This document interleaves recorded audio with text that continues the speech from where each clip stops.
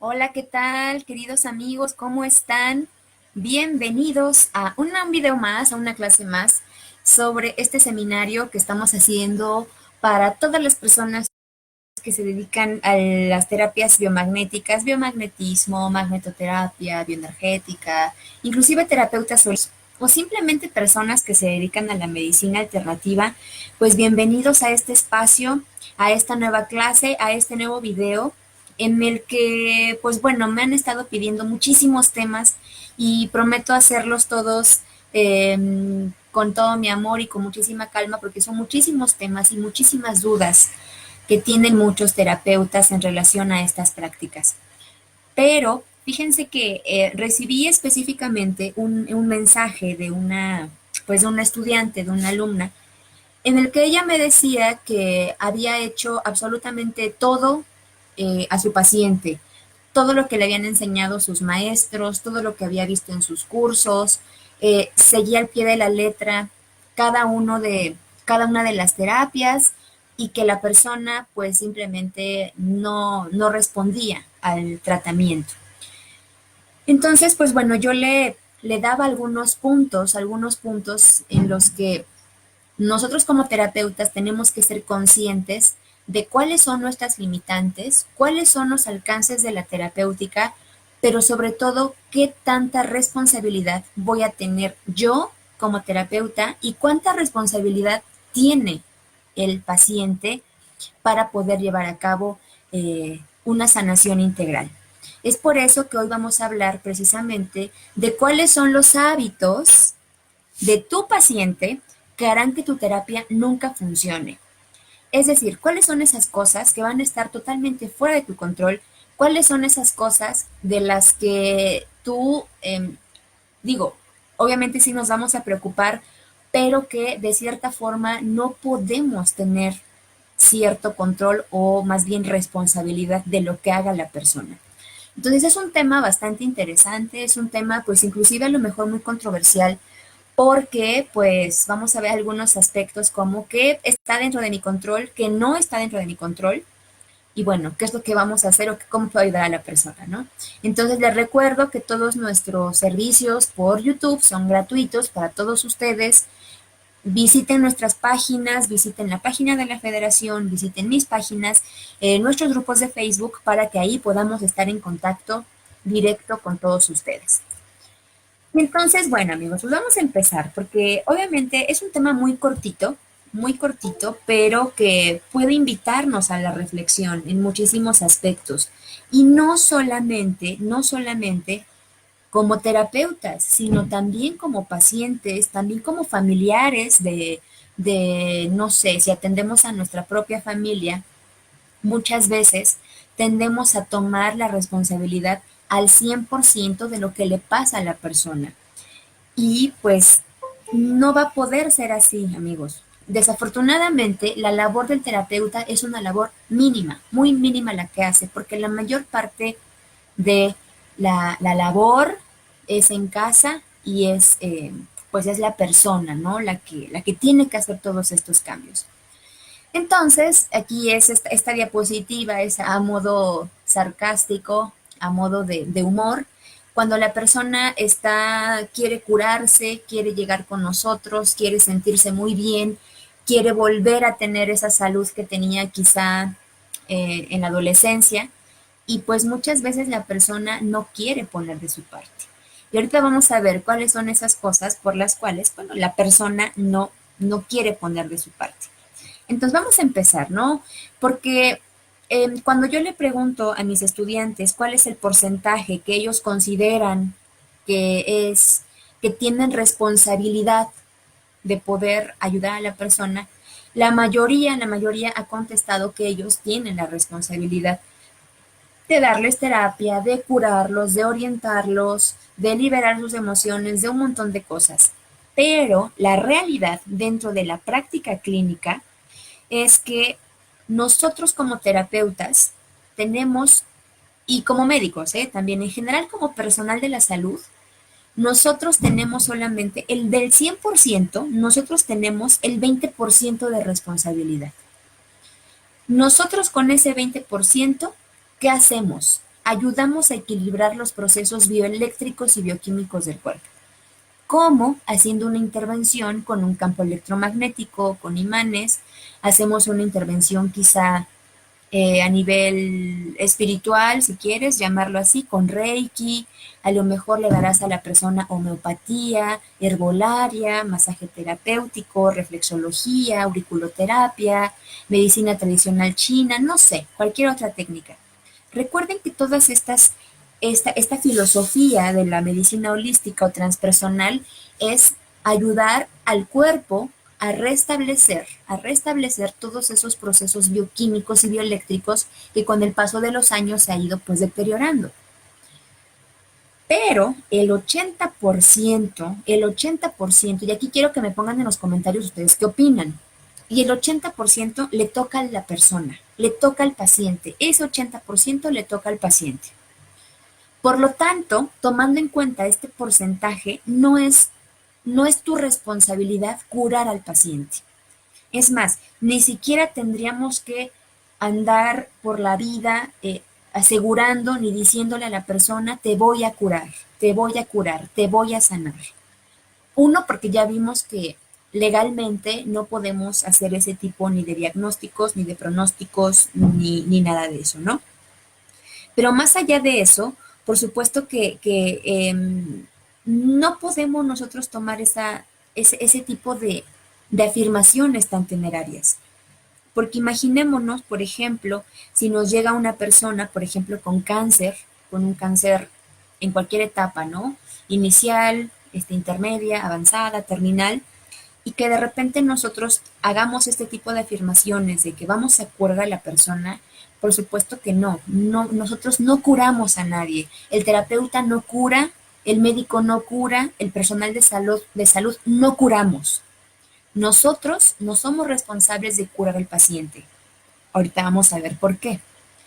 No niego, esto obviamente es algo que es algo que existe y que pasa. No niego que hay personas que tienen muchos dones extraordinarios, que seguramente el universo, Dios, el gran Espíritu Santo, cósmico, solar o en lo que crean, que seguramente le ha dado a personas ciertas facultades para poder curar, y a eso le llamamos milagros. No dudo que haya esas personas, pero en una persona mortal, que a lo mejor no tenemos esos dones, esos poderes curativos como los que tenía Jesús en su momento y muchos otros sanadores, bueno, no es nuestra responsabilidad, pero que sí es mi responsabilidad. Y aquí viene una ley muy importante, una ley, un consejo, en donde información sin acción no vale absolutamente de nada. Entonces, ¿qué es mi responsabilidad? Orientar a la persona y ayudar a restablecer el equilibrio homeostático. ¿Cómo le ayudo? ¿Cómo lo restablezco con mis terapias? ¿Cómo lo oriento? Acá tenemos que hacer una intervención multidisciplinaria con otros expertos en algunas materias, por ejemplo. Tengo que auxiliarme de otros compañeros, terapeutas, porque a veces el terapeuta quiere hacerlo todo.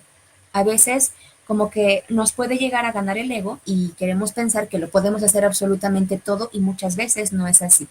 Tenemos que hacer intervenciones multidisciplinarias. ¿Ok? Y entonces vamos a empezar. ¿Por qué comento esto de cuáles son los hábitos de tu paciente que harán que tu terapia no funcione? O bien que tal vez funcione, pero no de la mejor forma.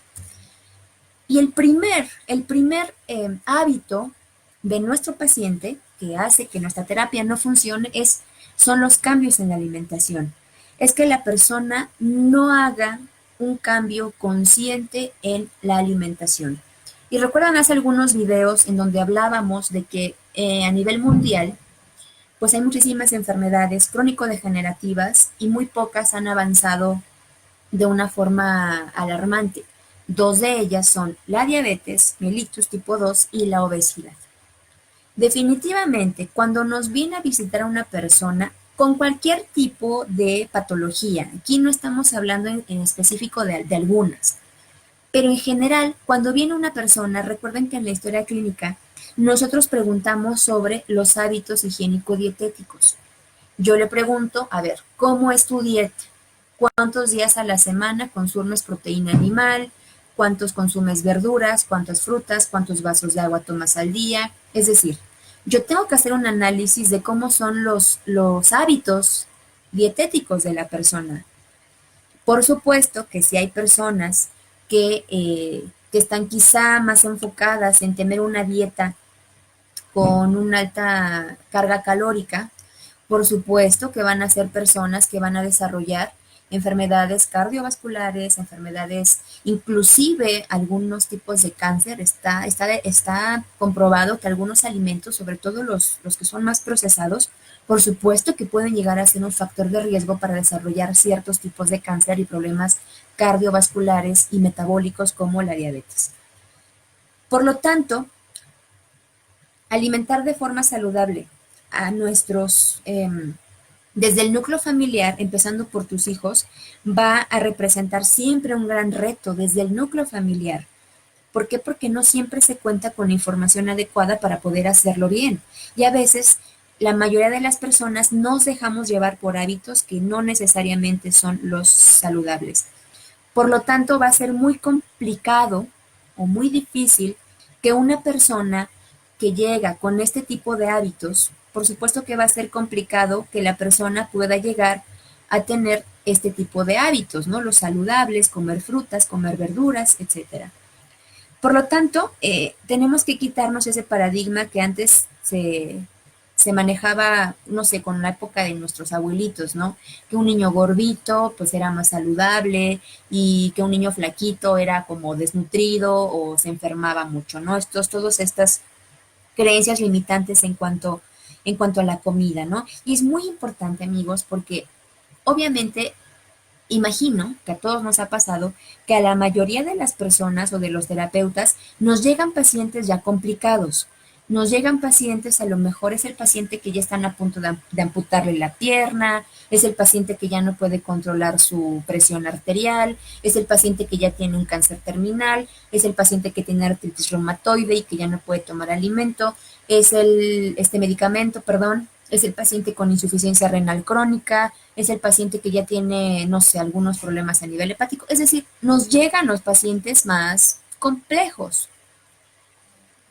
Hacemos las intervenciones con nuestra terapia, con la que tú quieras, pero nosotros tenemos que sugerir estos hábitos alimenticios. Definitivamente la persona, dependiendo de la patología, y aquí es donde comentaba que tenemos que hacer una intervención multidisciplinaria.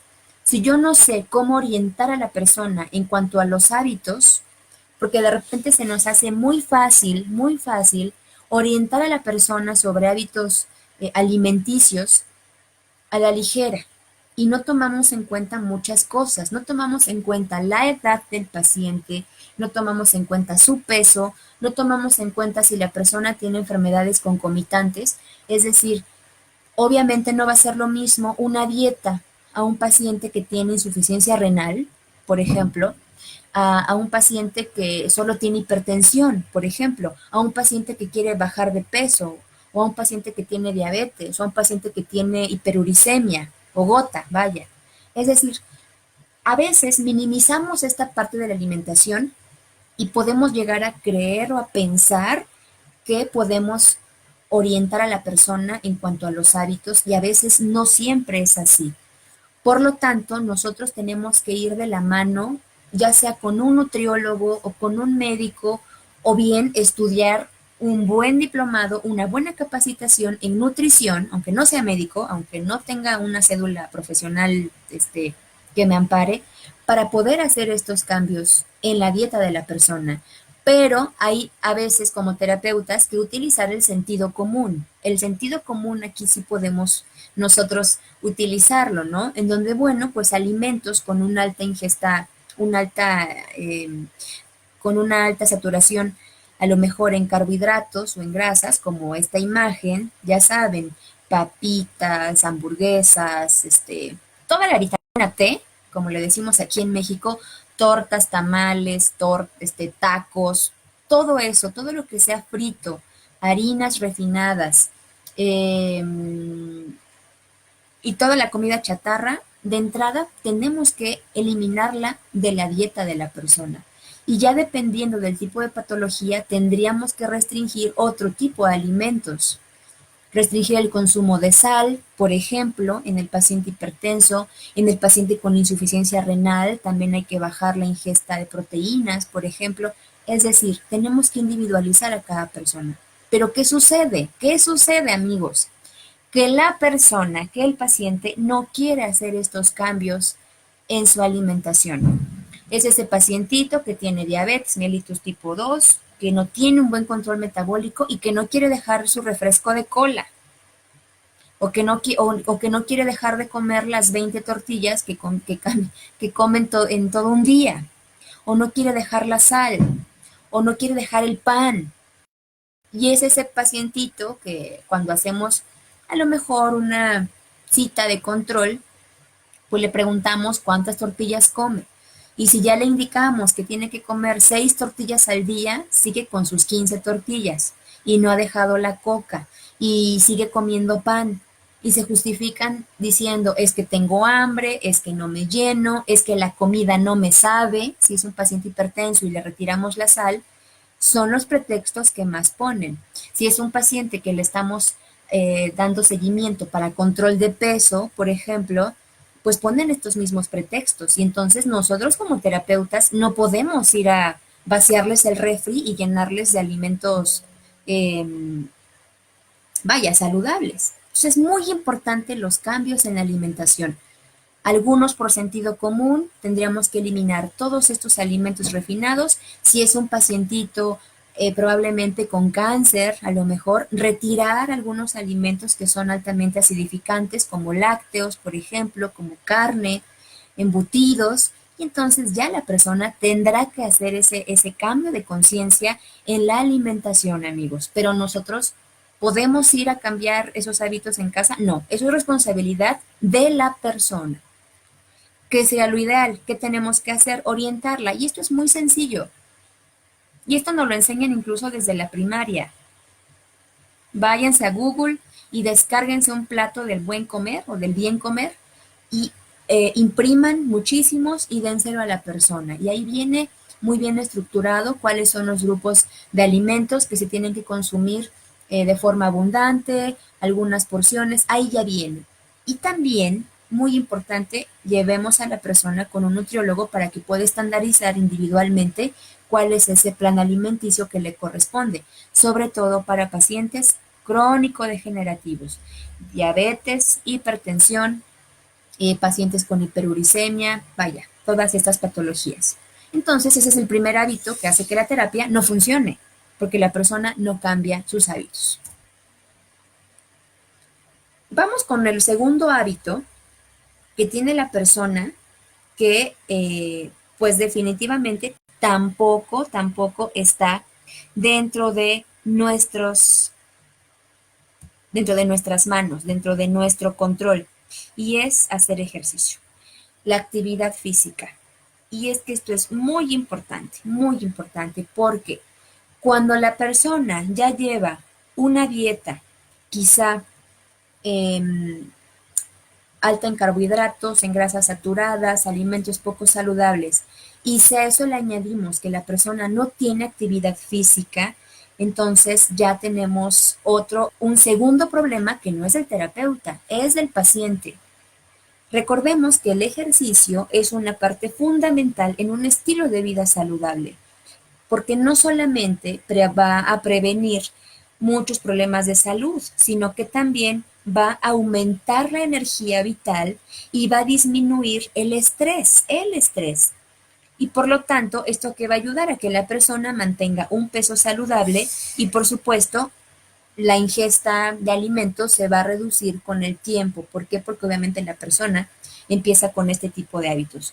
Tenemos que decirle a la persona que tiene que hacer actividad física y este es uno de los hábitos que las personas no quieren hacer por varias circunstancias, ¿no? Obviamente tenemos aquí que identificar por qué mi paciente no está haciendo ejercicio, por qué la persona no está teniendo actividad física y aquí ya viene la experiencia del terapeuta.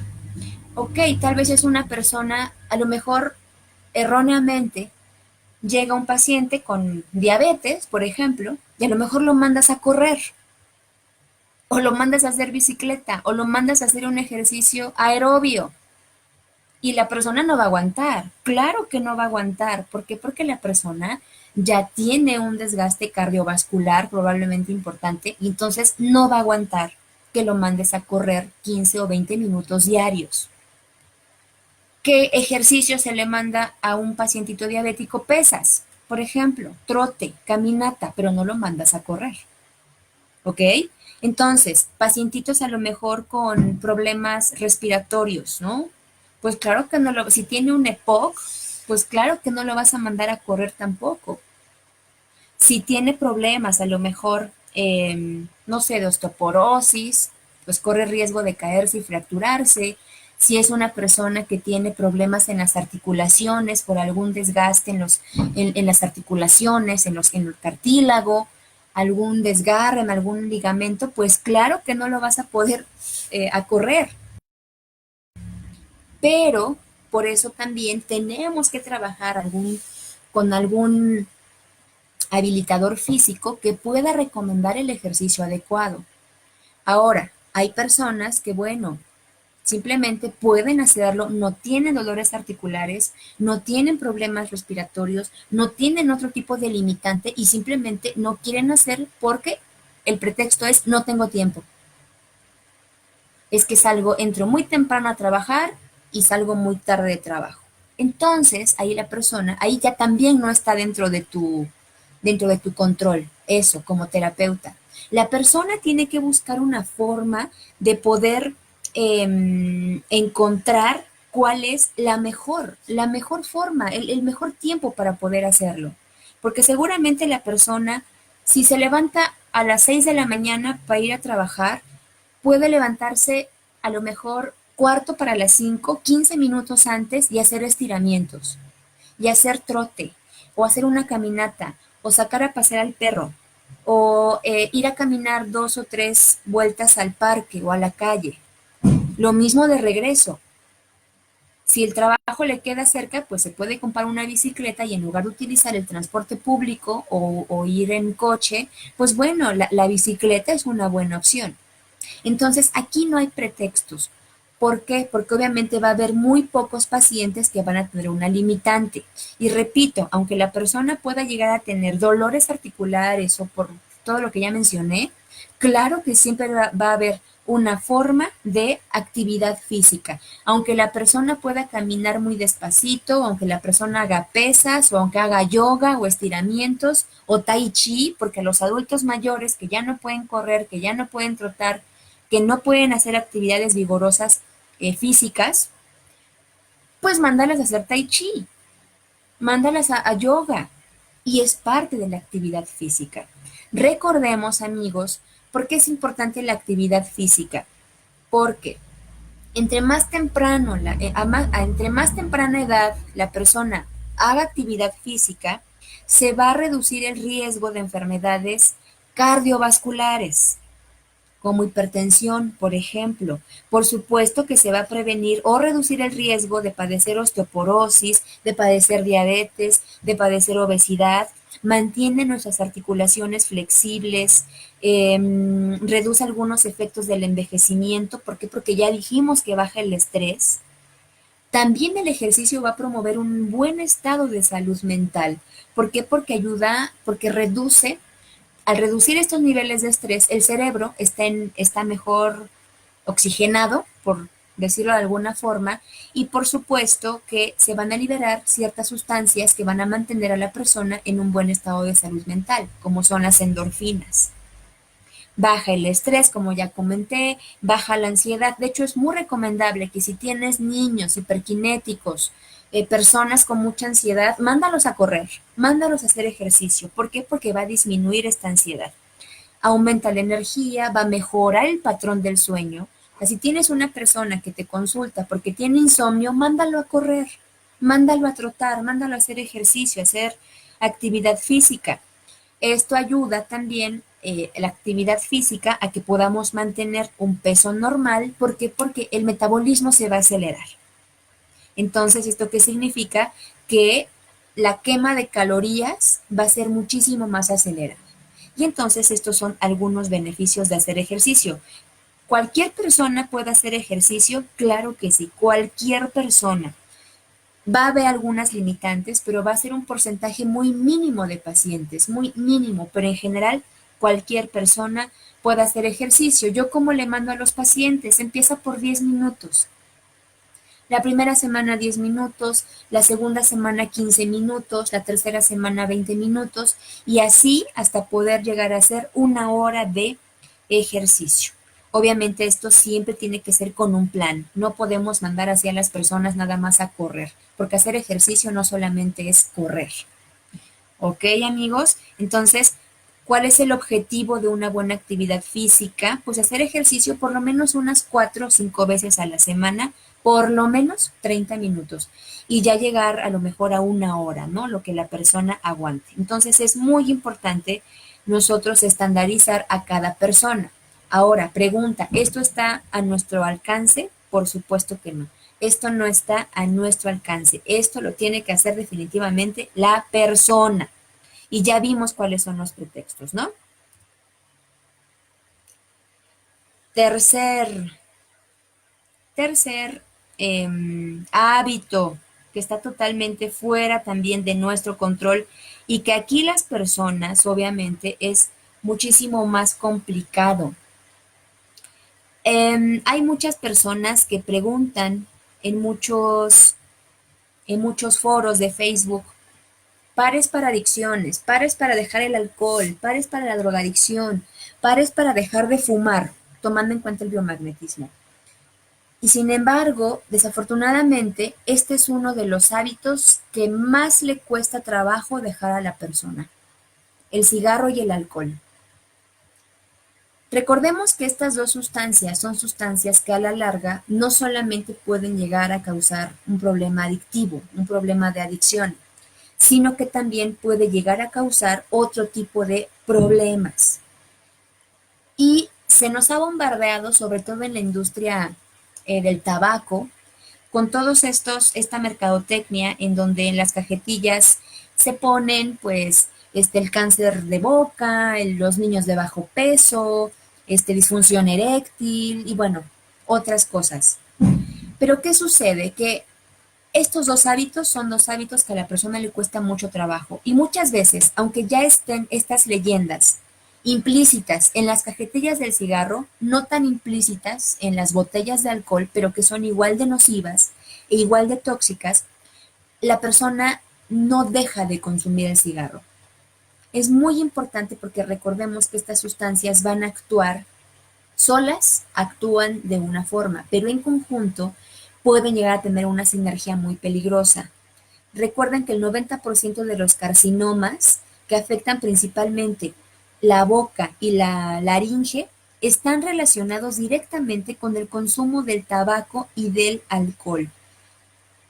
Y ya después, las siguientes enfermedades que están de la mano son ya cáncer en las vías aéreas digestivas superiores y todas estas neoplasias, inclusive cáncer de tiroides. Estaba viendo un artículo por ahí que sacó una universidad que también están relacionadas con cáncer de tiroides.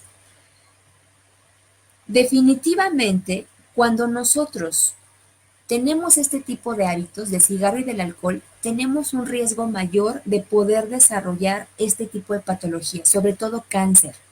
Y no hablar también del alcohol, ¿no? Que nos puede llevar a una cirrosis hepática, por supuesto, a una intoxicación etílica, vaya, ya todos sabemos cuáles son las consecuencias del alcohol. Entonces, este tipo de hábitos, desafortunadamente, a la persona le cuestan muchísimo trabajo dejarlos. Y ojo, aquí estoy totalmente de acuerdo para el terapeuta que diga, bueno, es que hay muchas personas que toman o que fuman y que nunca desarrollan ningún tipo de enfermedad. Hay personas que han fumado toda su vida y nunca les ha dado cáncer de pulmón. Y hay personas que a lo mejor nunca han fumado y tienen cáncer de pulmón a los 25 años, porque hay casos de pacientes muy jóvenes.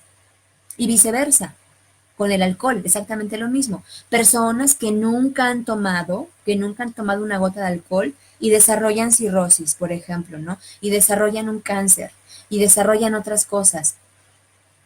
Y personas a lo mejor que si han tomado no les pasa nada. Y viceversa. Bueno, es lo mismo que el cigarro. ¿Ahí qué factores están implícitos? Muchísimos, ya hablamos, la dieta, el ejercicio, el siguiente que son las emociones, que ahorita vamos a desglosar, pero definitivamente, amigos, yo he visto a pacientes que han fumado durante toda su vida y que a lo mejor no les ha dado cáncer de pulmón, pero que tarde o temprano, en la edad adulta mayor, es decir, si la persona empieza a fumar en los 15, 20 o 30 años, cuando esa persona llegue a los 60, 65, 70 años, a lo mejor no le da cáncer de pulmón, pero sí puede desarrollar una enfermedad pulmonar obstructiva crónica, un EPOC, un enfisema pulmonar. O sea, el cuerpo aguanta, pero no tanto. Y sí estoy de acuerdo que hay que pensar en positivo y hay que pensar en que nunca nos va a dar cáncer y en que nunca nos va a dar miles de enfermedades. Pues sí, pero nuestro cuerpo es nuestro templo sagrado. Y entonces, si yo no cuido mi templo sagrado, si yo lo intoxico con alimentos, si no hago ejercicio, si consumo alcohol, cigarro, drogas y otras sustancias, por supuesto que el cuerpo te va a cobrar factura. Ahorita, en 5, en 10, en 20 años o en 30 años o cuando te mueras.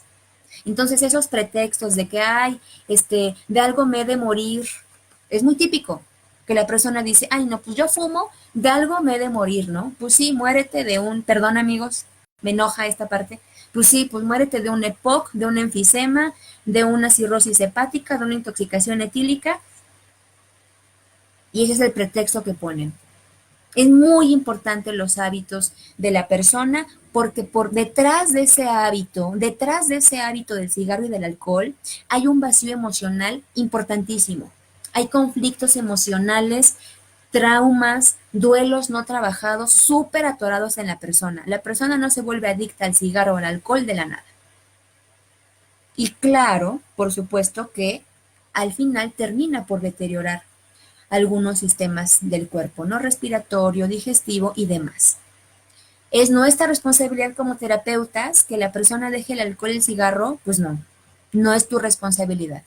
¿Qué tendríamos que hacer? Desintoxica el cuerpo.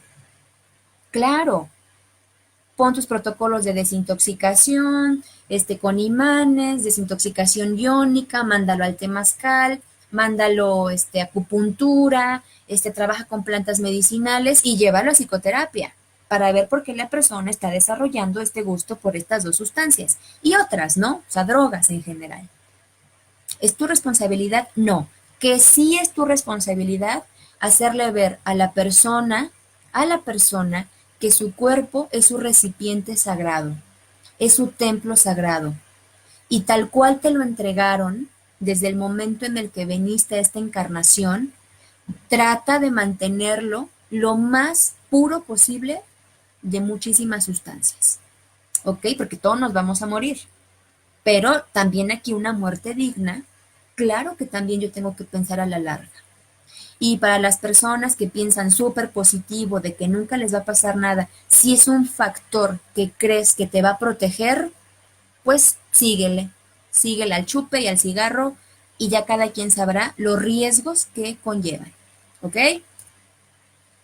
Siguiente hábito que también está totalmente fuera de nuestro control y que hacen que la terapia no sea eficiente. Bueno, me regreso aquí un poquito para aterrizar un poquito esta parte, ¿no? Entonces es ese pacientito que llega contigo porque quiere dejar el cigarro o porque quiere dejar el alcohol, por ejemplo, ¿no? Entonces tú haces intervención psicoterapéutica, y la persona, pues bueno, le haces hipnosis o le haces tapping o lo llevas al psicólogo o lo llevas al psicoterapeuta y demás, y la persona no quiere dejarlo, ¿no?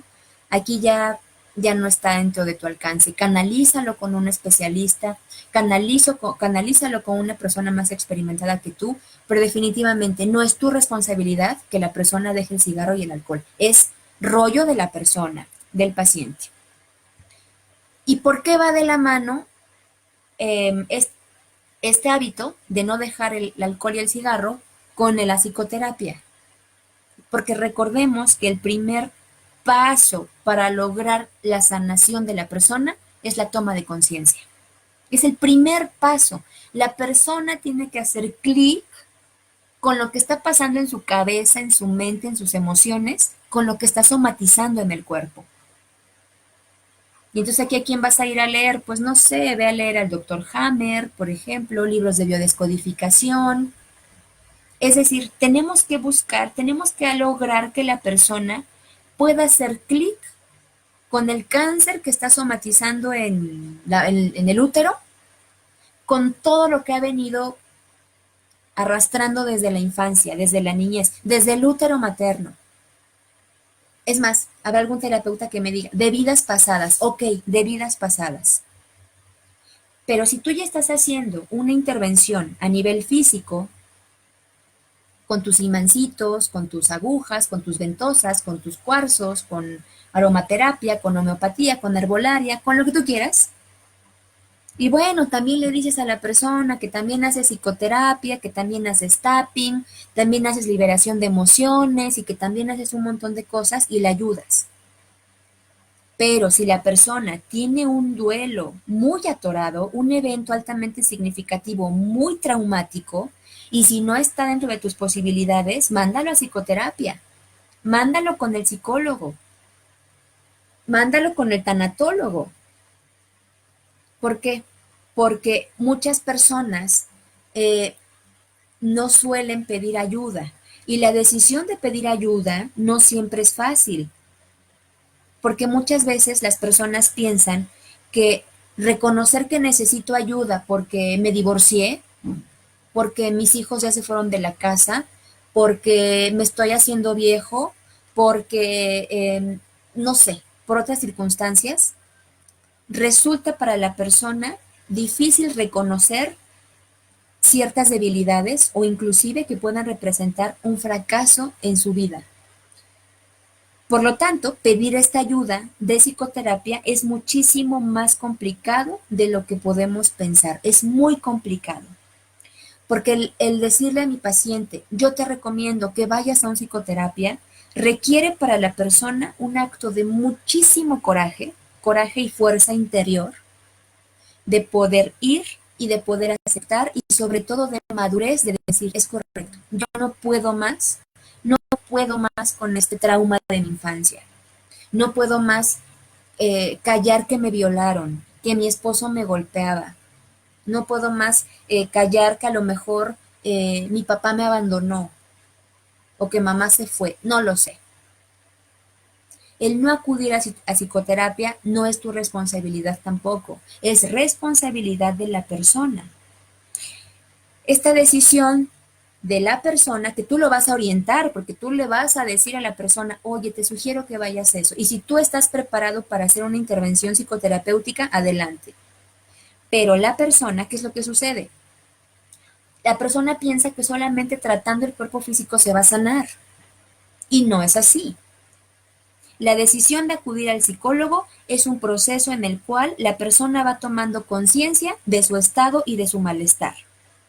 Se da cuenta que el tiempo, que el tiempo con ese duelo atorado, con ese evento, no fue el bálsamo que esperaba, porque el tiempo no lo cura todo. Y es ahí donde la persona comprende que necesita ayuda para poder lidiar con esa situación. Eh, es como, por ejemplo, cuando te duele una muela, ¿no? O sea, te duele una muela, ¿quién soporta un dolor de muelas? Nadie. Nadie, yo te aseguro que nadie soporta un dolor de muelas. De la misma forma, el paciente no tendría que, no tiene sentido aguantar el dolor emocional. Y lo más importante es que la persona comprenda que no tiene que enfrentar este proceso solo, que va a caminar de tu mano para poder eh, para poder liberar todos esos eventos, ¿no? Es muy importante que la persona conozca y sepa que el tiempo no va a curar esa herida, que el tiempo no va a liberar, no va a ser el bálsamo, no va a servir para nada curar la herida si adentro de la herida está infectada, si adentro no ha perdonado, no ha liberado, no ha trabajado, vaya, muchísimas cosas. Las emociones que vamos reprimiendo desde la infancia y que no salen a la luz van a terminar acumulándose en nuestro inconsciente y cuando se van a conjugar con otras circunstancias van a explotar.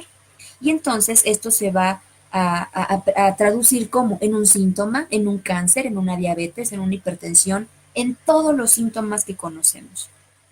Ojo, el psicólogo y el psicoterapeuta no le va a resolver a la persona la circunstancia. Ojo, aquí también es parte de la labor de nosotros. Yo, psicoterapeuta, no te voy a resolver tus problemas. Yo no voy a resolver porque para empezar los problemas emocionales no se resuelven. No es una fórmula matemática. 2 y 2 son 4. Es una fórmula matemática.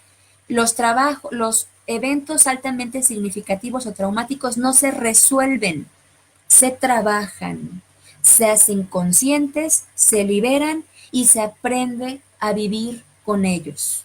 Se aprende a vivir con ellos, ¿vale? Porque la otra vez estaba en Facebook y preguntaba a una persona, ¿no? Oigan, ¿qué pares le pongo a una persona que fue violada? Imagínate esto. ¿Cómo? Pues no. Llévala al psicoterapeuta. Si esa violación le creó ciertos síntomas, infecciones vaginales, tumores en la matriz, tumores en el cuello uterino, problemas en la vejiga, interviene a nivel físico, pero tú no intentes, o sea, no pensemos, no minimicemos las circunstancias emocionales por las que vive el paciente. Vaya, sí me explico, chicos. Entonces, si yo le recomiendo a la persona no acudir a psicoterapia y ella no va, lo siento, pero ya no es nuestro problema. Pero sí la tenemos que orientar hacia esta toma de conciencia. Y yo creo que les ha pasado que muchos pacientes mejoran cuando hablan. La persona te cuenta su vida y te empieza a contar y es 1 hora, 2 horas en la que te está contando toda su vida y al final la persona ya hasta se siente mejor. Es muy importante esta parte. Y si la persona no quiere ir, pues no es tu problema, ¿ok? Pero oriéntalo. ¿Y esto de qué va de la mano? Todo va ligado cuando la persona no trabaja con sus emociones. Porque una cosa es que la persona vaya a psicoterapia, que el psicoterapeuta o el psicólogo, el terapeuta holístico, le ayuden a encontrar una solución, le ayuden, le acompañe a poder vivir con ese evento. Y una cosa es que fuera del consultorio, que fuera de la terapia, la persona siga mentando madres. Perdón.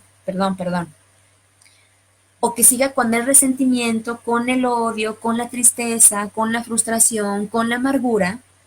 Es labor también de la persona trabajar con sus emociones, aprender a canalizarlas. ¿Esa es una labor fácil? No, por supuesto que no es nada fácil. ¿Cómo le haces para que una persona aprenda a vivir con su violador si lo tiene en casa? ¿O cómo le haces entender a una persona que tiene que trabajar con el resentimiento por una pareja que la abandonó y que ahora es mamá soltera? ¿O cómo le haces para que la persona, para que la madre de familia aprenda a vivir sin su hijo que lo mataron o que se suicidó?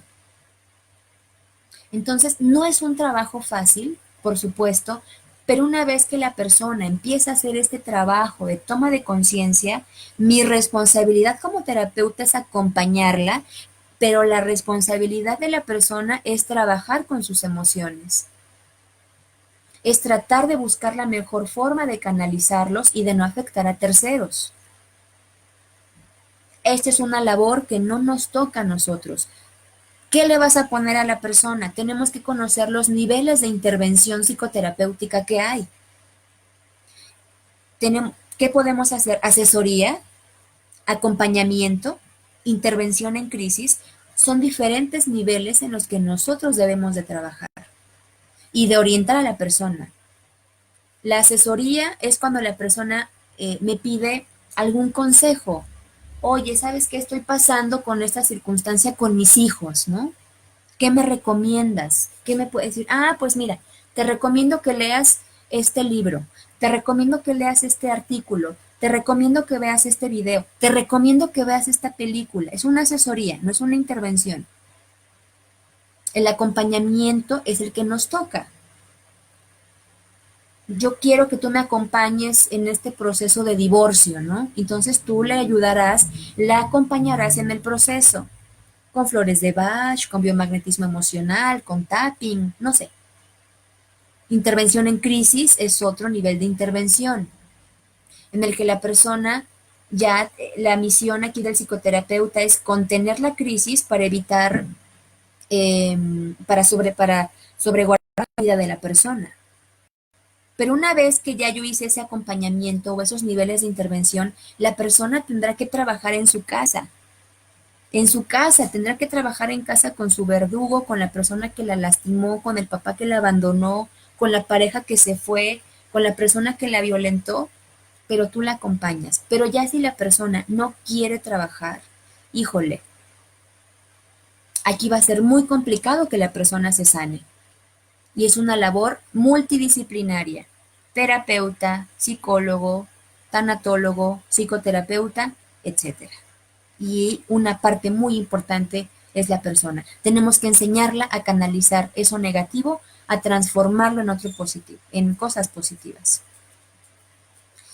El otro hábito que tienden a tener las personas y que no funciona la terapia es que, ok, ya la persona se siente bien, ya la persona ya se siente perfectamente bien, le quitaste las piedras en el riñón, le quitaste los quistes, regulaste la presión arterial si era hipertenso, regulaste los niveles de glucemia porque tiene diabetes, le quitaste el dolor articular porque tenía artritis, le quitaste el estreñimiento porque, no sé, todos los síntomas. Y recordemos que como terapeutas tenemos que dar un seguimiento, por lo menos de 2 o 3 terapias con intervalos de 8 a 15 días hasta que la persona se sienta mejor. Pero desde la primera terapia, la persona viene, le das alineación y balanceo, como decimos, la deja súper bien y no regresa a terapia. Se siente tan bien que ya no regresa. Aquí es un arma de doble filo, por eso la terapia alternativa, fabulosa, porque si la persona se siente bien, súper. Qué bueno que la persona se cure y que la persona se sane. Pero le diste recomendaciones. Baje el consumo de sal, baje el consumo de pan, no consuma carne, no consuma lácteos, tome mucha agua, haga ejercicio, trabaje con sus emociones y la persona no lo hace. Y después de 2, 3, 4, 5 meses, la persona vuelve ya con complicaciones. Nuevamente la persona viene con los mismos síntomas o síntomas peores. ¿Por qué? Porque la persona ya no regresa a la terapia. O es esa persona que le das un seguimiento de 1 mes, 2 meses, 3 meses, pero después, ¿qué sucede? Regresa a los hábitos del principio. Es un círculo vicioso. ¿Nos damos cuenta? Me siento bien, entonces, ¿qué pasa? Regreso a mis hábitos. Regreso a comer la pizza, la hamburguesa, las tortillas, las harinas, las papitas, las galletas. No hago ejercicio. De vez en cuando, pues si la persona le gustaba irse a las fiestas, retoma el hábito del alcohol, el hábito del cigarro, el hábito de las drogas. Sigue mentando en su casa y entonces ya no regresa. Es muy importante tomar en cuenta estos 6 hábitos porque esto no está bajo nuestra responsabilidad. Y ya vimos cómo cada uno de estos hábitos puede hacer una gran diferencia en la terapia. Porque si yo le ayudo a nivel físico a la persona con mis terapias, con mis intervenciones, pero si la persona pone más de su parte, esa persona sí se puede curar, sí se puede curar. Pero ya vimos cómo no todo está dentro de mi control. Una parte sí, que tú hagas tu terapia bien, que la persona siga las recomendaciones, pero, es un paciente que va a tu terapia, que inclusive te pide que la veas cada 8 días, lleva una dieta súper saludable, hace ejercicio, va al psicoterapeuta, trabaja con sus emociones, quitó todos los hábitos tóxicos que le estaban haciendo daño. ¿Y qué crees? La persona no se cura. ¿Qué está pasando? ¿Qué está pasando? Bueno, esto es para otro video, pero se los dejo a la reflexión. Hay otros factores que están fuera del control, tanto del paciente como tuyos. Aparentemente, estos factores. Y estos factores ya tienen que ser como de mente muy abierta. Tenemos que tener aquí la mente muy abierta para poder tomar en cuenta estos factores que van a hacer que la terapia no funcione. Y yo creo que todos hemos tenido un paciente así de disciplinado, un paciente así de responsable y de comprometido con la terapia y con su salud, y el paciente o se muere o la terapia no le funciona, aparentemente. ¿Y cuáles son estos factores? Estos 4 factores que muchas veces no los tomamos en cuenta y que si los tomamos en cuenta, la persona no los entiende en su momento. ¿Qué factores no están ni dentro de tu control ni dentro de la persona? Los genéticos. Los factores genéticos. Que bueno, ahora ya hay técnicas que te ayudan a reprogramar a la célula, a reprogramar el cromosoma, alargar los telómeros, insertar telomerasa, conectarte con las bases nucleótidas del ADN y todo esto, ¿no? ¿Ok? Los factores ambientales. Ah, bueno, pero me regreso a los genéticos. ¿En qué sentido? Pues bueno, que si te llega a lo mejor un pacientito con síndrome de Turner, una paciente con síndrome de Turner, en donde en la que le falta un cromosoma X a la pacientita, obviamente no vas a pegarle el cromosoma con pegamento, porque de por sí le falta un cromosoma. Y a lo mejor podrá mejorar en ciertos eh, síntomas que desarrolle la persona, pero a lo mejor no en todos, a lo mejor siempre va a ser infértil, porque ya por genética le falta un cromosoma o le sobra un cromosoma, ¿no? Como el síndrome de Klinefelter. Les voy a dejar unos enlaces aquí abajito de algunas patologías genéticas en las que yo creo que las terapias van a ser limitantes. Factores ambientales. Pues bueno, es ese pacientito que vive al lado de un río contaminado. Por más que tú le des terapia y por más que tú le limpies de patógenos y coma saludable, si hay una descarga de estas redes de drenaje cerca de su casa, pues no le va a ayudar muchísimo. ¿Qué le queda? Pues cambiarse de casa. Si la persona vive en una zona donde hay torres de alta tensión, en donde sabemos que estas ondas electromagnéticas llegan a ser tóxicas para la persona, pues ¿cómo le haces? Pues tampoco está dentro del control de la persona. O si es una persona que vive cerca, bueno, ya en los extremos, ¿no? De una planta nuclear, pues claro que son factores que están totalmente fuera de tu control. O vive cerca de una fábrica donde hay desechos tóxicos, o si la persona trabaja con sustancias tóxicas como los maestros albañiles, los pintores, mujeres que trabajan en la maquila, mujeres o hombres que trabajan en donde hacen químicos, ¿m? Pues también no está dentro del control ni del paciente ni de ti. Esto es de lo tangible, pero hay otros factores que tenemos que tomar en cuenta y que tienen que ser de mente muy abierta. Son los factores espirituales o malignos y o malignos. Es esa persona que, bueno, Si conectas con esta idea de que tú haces todo lo que está a tu alcance, la persona ya hizo todo lo que le dijiste, todo. Inclusive la mandaste a cambiar de casa, mover su cama, mover su tele, cambiar ventanas, hacer limpiezas energéticas y demás, y no funciona, piensa en un factor como estos, en un factor espiritual y o maligno. Llámale como quieras, mal de ojo, brujería, magia negra, larvas energéticas, parásitos energéticos, entidades astrales, defractores, demonios, lo que tú quieras. Tómalo en cuenta. Y el último, en el que yo creo que ahí ya nosotros como terapeutas es muy limitante, nuestra intervención son los factores karmáticos. Claro que existen los factores karmáticos.